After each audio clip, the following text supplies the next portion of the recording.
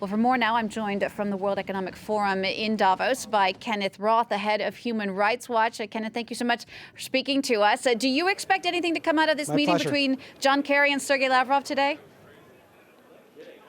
I expect that they will come to an agreement about the composition of the people around the bargaining table. I mean, Russia is very eager to call members of the moderate opposition terrorists all the time while it's supporting the major killer of civilians, which is Assad. So, there's a bit of duplicity in all of this, but I suspect that they will work it out there.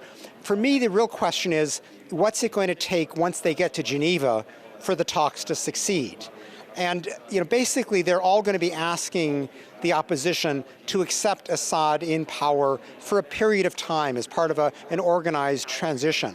And I think it's going to be very difficult to get that agreement so long as Assad is continuing to barrel bomb civilians, he's continuing to besiege civilian opposition areas, and he's continuing to torture and execute prisoners. So while these are not going to be preconditions to the talks, as a practical matter, if the US and Russia don't rein in Assad's atrocities, it's very difficult to see how you're ever going to get the environment that you need for the opposition to make some of the difficult compromises that are being asked of it.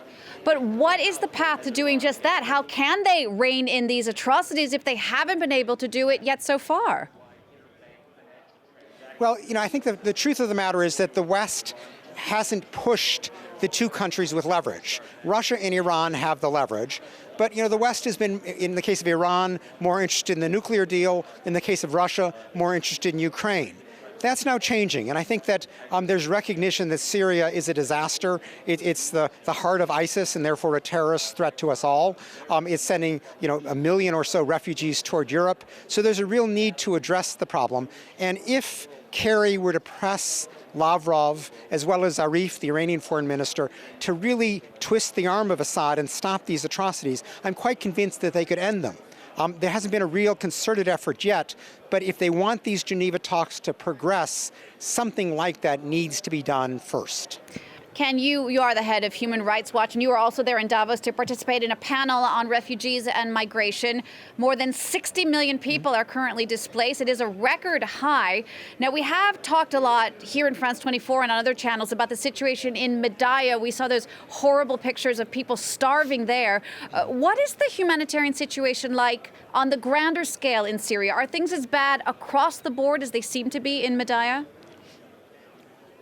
Yes, I mean, you have to recognize that, Medaya, depending on the numbers, maybe 20,000 to 40,000 people, whereas we're looking at probably 400 to 600,000 people who are besieged currently in Syria, facing very similar circumstances to those of the people of Medaya.